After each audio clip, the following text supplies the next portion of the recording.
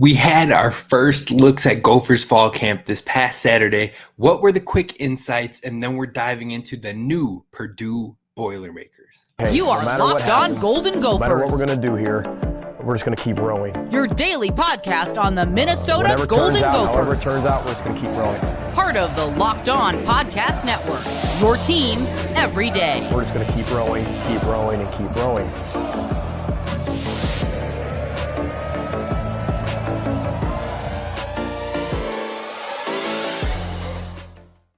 What's up, Gophers Nation? You are listening to Locked On Golden Gophers, part of the Locked On Podcast Network, your team every day. My name is Kane Rob, host of the podcast, former collegiate football video coordinator and recruiting assistant, here to talk Golden Gophers with you each and every day of the week, Monday through Friday. And we've just had our first official look at fall camp on Saturday evening at Huntington Bank Stadium. We'll talk about the insights there and then continue on with our Behind the Enemy lines. We've got three opponents left to break down, and today's opponent is Purdue. So if you want to know everything about every single opponent the Gophers have on the schedule this season, then definitely hit subscribe. Check out the other videos that we have already been talking about with every opponent up until the Purdue matchup so far. And then we'll have Wisconsin and Ohio State coming out in the next 2 days. Then we're diving into more Gophers inward insights. We're talking about the things that are happening in fall camp, the things that we might want to be on the lookout for as the season comes, and breaking down the depth chart and who is looking to potentially be on that 2 deep and starters heading into the 2023 season. If that sounds like everything you need and more, then be sure to hit subscribe over on YouTube and follow wherever you get your podcasts at Locked On Golden Gophers. We've got you covered with Gophers daily content. This is the show where we always continue to roast. So let's do it. Let's dive into fall camp.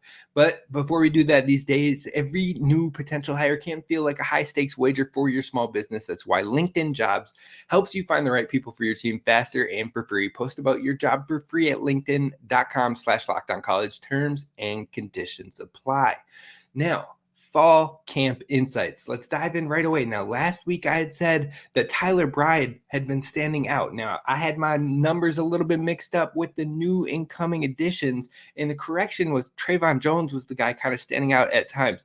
That being said, if we flip to the cornerback depth right away, I asked Coach PJ Fleck about how he was feeling about the cornerbacks in the early stages of this camp, and he said he likes what he's seeing, but they still don't know where they're going with that position. They still are up in the air with that position. They could go a bunch of different ways. Now, if you looked at the ones reps in this practice, which you still can't take as 100% solid truth, that's what's happening, but almost all of the ones reps when it came to team periods, when it came to the opening plays and cadence walkthroughs, the ones periods, Tariq Watson was across from Justin Wally as the other cornerback. So that'll be something to keep an eye on to see if he continues to have that trend and play that position or have the lead towards that starting position. So Tariq Watson was the guy kind of always out there across from Wally. Then coming in the backups right behind them with the twos was both Tyler Bride and Trayvon Jones. So both of them getting a lot of looks. So it looks like maybe those three are the three guys to watch in the pursuit of that competition of the starting cornerback position. Now, maybe it could rotate every once in a while. Maybe it could rotate depending on the game plan, depending on if you need more speed as opposed to size, because Tariq Watson is a little bit shorter, but he is a faster cornerback, and maybe Trayvon Jones or Tyler Bride could bring a little bit more size to it. We know Rylan Kelly behind those three has more size to him and is a taller cornerback at that. So they have some options in that cornerback room, but those three stood out the most as guys who might have the lead in that competition for the cornerback. Now, the other positions in which there are some battles going on is the left guard and the right tackle positions.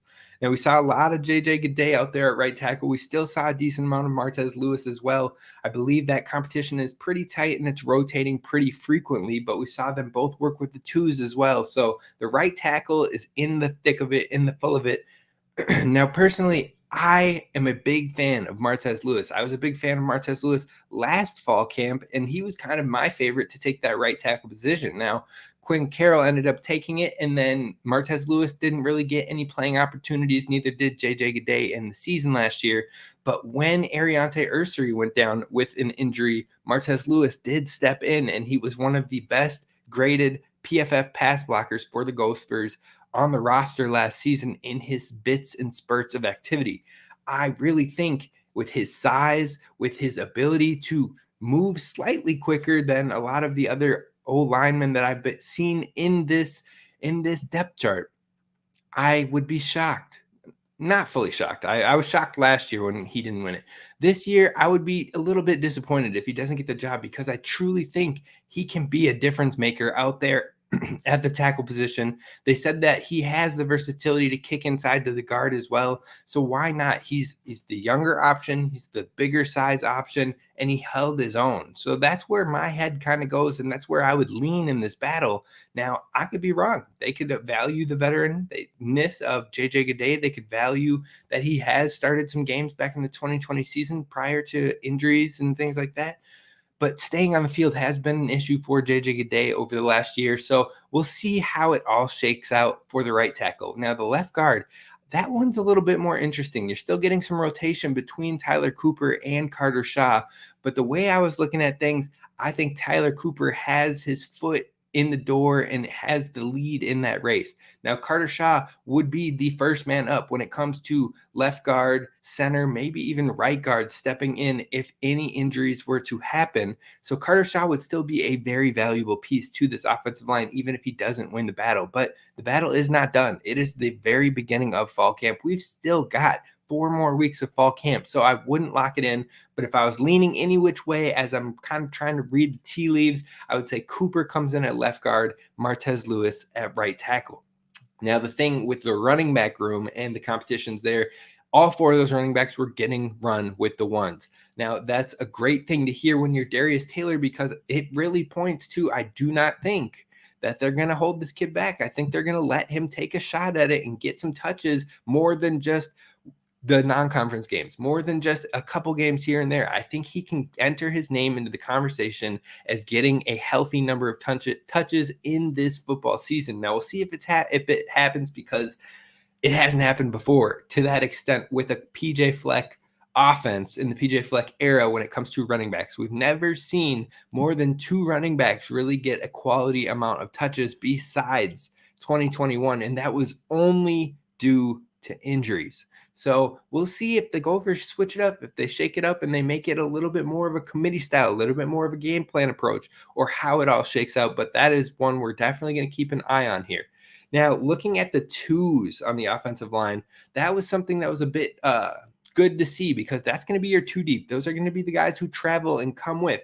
Now, you saw Jackson Hunter out there at the left tackle. You saw Greg Johnson working in there at the left guard. Cade McConnell took a lot, if not all of the snaps with the twos when it came to the center position. So he's definitely working in there to maybe be a guy who can have some future, some potential at that center position. You've got Cade McConnell now, and then you've got Brett Carroll coming in from next year's class.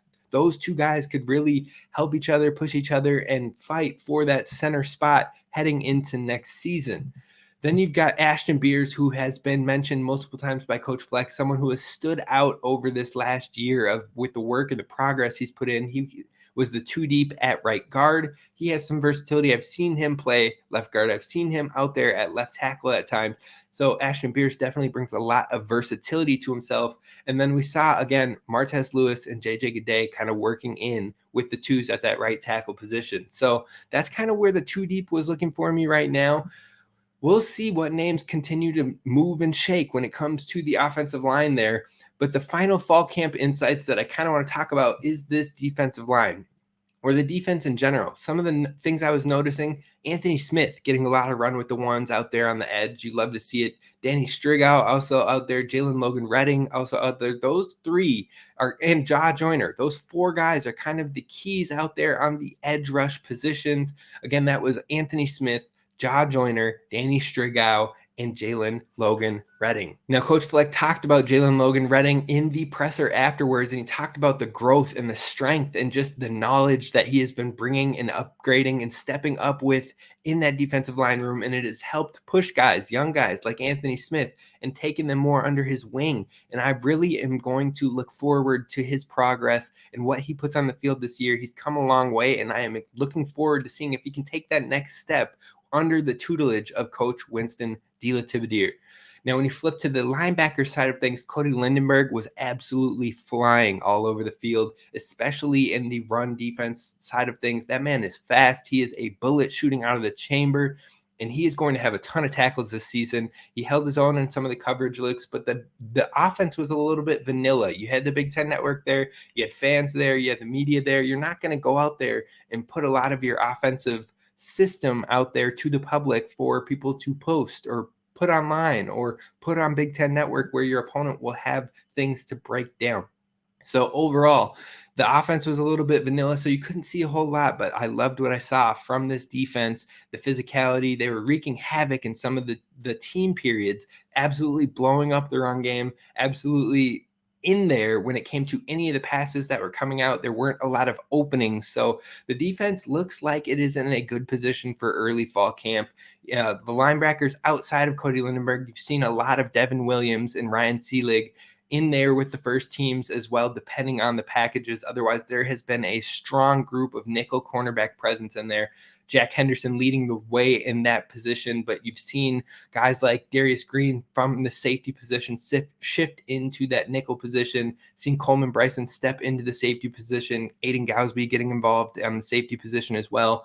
Lots of depth that I was surprised by, especially with the linebackers. I've seen Eli Mao take some reps with the twos, Maverick Baranowski playing with both twos and ones in different exchanges, Sam Gerlach playing with a lot of twos in this one. So Ryan Seelig has looked to maybe take a lead in that linebacker position over Gerlach, but we'll see what happens. Again, it is early fall, but then Craig McDonald playing a lot of nickel snaps as well. I think if all of these guys are eligible, if all these guys can play, the Gophers are in a good spot when it comes to the defense heading into the season. We'll continue to keep you posted. I'm headed to practice again later this week, so I will have more updates there. But let's jump in to Behind the Enemy Lines, talking about our next opponent on the schedule, and that is Purdue. We're talking about that next, and will Ryan Walters' defense carry over from Illinois and give the Gophers problems? That is what's coming up next. But first, we got to talk to you about our friends over at LinkedIn Jobs. Now, like I said, if you are overwhelmed and you're a small business that needs to make the right hire, LinkedIn Jobs is the place to be. There's access to so many individuals on their network, and you can help by posting a purple hiring frame on your profile picture so your network can see it and give you suggestions. And then maybe other suggestions will funnel through more as well. So it's very easy, it's very simple, and it is 100% free to make your job post. So all you got to do is head on over to linkedin.com/lockedoncollege. Again, that's linkedin.com/lockedoncollege, and they'll help you find qualified candidates that you want to talk to even faster. Post about your job for free today. Terms and conditions apply. All right, Gophers fans, we're talking about the Week 11 opponent in the Purdue Boilermakers. Now, they've got a new head coach, a new offensive coordinator, and a new defensive coordinator all coming in year one. Ryan Walters is the head coach. He was the defensive coordinator of Illinois last year, which had a top 3 defense in the nation. Now, this man knows how to build a defense, and we saw it firsthand, making that quick turnaround for the Illinois program. He'll likely get off to a quick start here in Purdue on the defensive side too, especially once he hits year 2 and gets the right guys in place. But Ryan Walters, I am very intrigued by this coaching hire.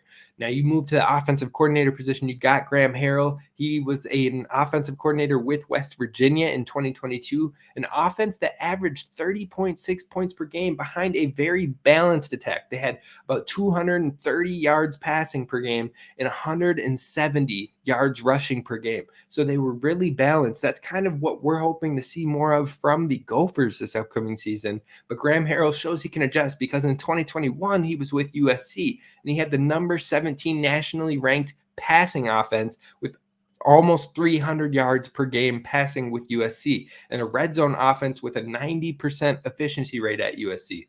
Now, it was 20th and third down conversion percentage and 24th in total offense. So he can build an offense to his personnel, but do they have the right personnel right here this year in year one? That's going to be the biggest question on how many wins this Purdue team can churn out.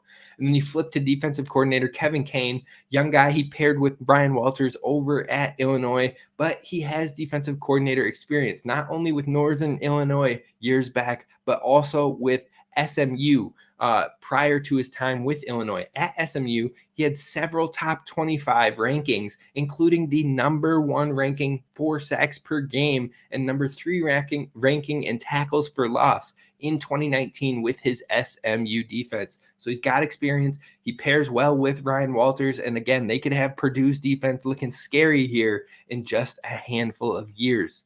Now, when you're looking at the transfer portal for Purdue, they had 15 players that they brought in to the program. Walters got a big jump on building his defense, bringing in 8 transfers, and a lot of them could have the opportunity to start in year one. You've got cornerback Markevius Brown coming from Ole Miss. The Gophers were in on this one as well, and it seemed like it was down to Purdue and the Gophers, and he chose Purdue. We'll see how it plays out, but both Markevius Brown, Marquise Williams, who comes from Penn State and plays the cornerback, or Marquise Wilson, who comes from Penn State, plays cornerback, and then also Salim Turner Muhammad, a cornerback from Stanford. 3 cornerbacks from the portal. I imagine 2 of these will be the starters on week 1 and from the jump, but all 3 will likely be involved in this defense. They also brought in 2 safeties and Braxton Myers from Ole Miss and Anthony Brown from Arkansas. So all these players are also coming from Power 5 schools. Ryan Walters is really looking at how he can help these players fit into the right role. They weren't in the right spaces for those SEC schools, for those other P5 programs that they were at. But if he can get them in the right roles, playing the way he had guys playing at Illinois, it could be scary pretty fast. Now, you've got Isaiah Nichols and Malik Langham, and then Jeffrey Mabah, all 3 of those guys playing the defensive line position, coming from Vandy, Auburn, and Arkansas, all SEC guys. So a lot of SEC guys brought in here. Ole Miss, Vandy, Auburn, Arkansas, and then you've got a Texas, a Stanford, and a Penn State. Those are a lot of quality programs. You know the talent is there, but can he bring it out? And then finally, 4 offensive line transfers were brought in as well. Now, when we're looking at the offense for Purdue, you're talking about a quarterback in Hudson Card. He was probably the biggest transfer that they brought in. I didn't just mention him in that, but he comes from Texas, the quarterback, and he is officially going to be the starter, plain and simple, for Purdue. I don't think there's any job to win out there. He's already got it on lock. Now, I hear from national media out there all the time that he is a phenomenal addition, one of the best transfer quarterbacks, could be a top 5 quarterback in the conference. For me, I'm a bit more skeptical. Not to say that the upside isn't there, but Hudson Card is touted like he's this proven guy who has done a whole lot statistically, kind of like what we've seen from Tanner Mordecai with Wisconsin. But it isn't that. In fact, he had a battle for quarterback not once, but twice, and he lost that battle twice. The first time with Casey Thompson, who was Nebraska's quarterback last year and is now at his 3rd stop at Florida Atlantic. So overall, I'm not really sure that Hudson Card should be as touted or as much the confidence that is put into this man right now as a for sure thing. I still think there's a lot of question marks around him because with Casey Thompson and losing that battle, that was on a team that went 5-7. They still had great talent around them. They still had Bijan Robinson over there with them. They still had other wide receivers that were out there that had been highly ranked heading into the season. And then you go into last year where he had a battle with Quinn Ewers, lost that battle, and that team went on to be 8-5. And they added Xavier Worthy. Actually, I think Worthy would have been in both of those because Xavier Worthy was a sophomore last year. So Worthy, Robinson, Roshan Johnson, all those guys were on the team. The O-line was the same for all these quarterbacks, but he just wasn't able to get the win. Now, there was improvements. There is tons of talent around him still heading into this new opportunity. Maybe not as much as what we see from Texas, but I think the drop off from Texas to Purdue could be a little bit bigger. Plus, the defenses in the Big Ten have proven historically to be more difficult than that of the Big 12. So that gives me a little bit of hesitancy when it comes to Hudson Card with this Purdue team, though I can see the upside. In 2021, he had a PFF grade of 52.6, 60% completion rate, 588 yards, 5 touchdowns, and 1 interception. All of that sounds pretty pretty okay, mediocre. It's fine. He got it done. He took care of the ball. You head into 2022, and he had a 70 PFF grade, so he jumped up 20 points. He almost had a 70% completion percentage, jumping up almost 10%, and then he had 928 yards, 6 touchdowns to 1 interception. So he had a better completion percentage, better efficiency, takes care of the ball. Hudson Card is a positive player, but I'm not sure he's a top 5 quarterback in the Big Ten, and I'm not sure he's a bigger threat than Aiden O'Connell, but time will tell. You move over to the running back room, and we know they've got 2 players returning that can get it done. You've got Devin Maccabee, a former walk-on. First thing Ryan Walters did was come in and give this man a scholarship, and I believe that is absolutely the right thing to do. Then you've got Dylan Downing, who also played last season, has some experience, but was slowed to injury. That allowed Maccabee to really go out there and take over and be the number 1 running back. And he did so by having 968 yards and 9 touchdowns and graded as an 80.3 rusher, according to PFF. Now, he practically had 5 games over 100 yards last year, and he will likely lead a dangerous ground and pound game that I think will be relied upon in year 1.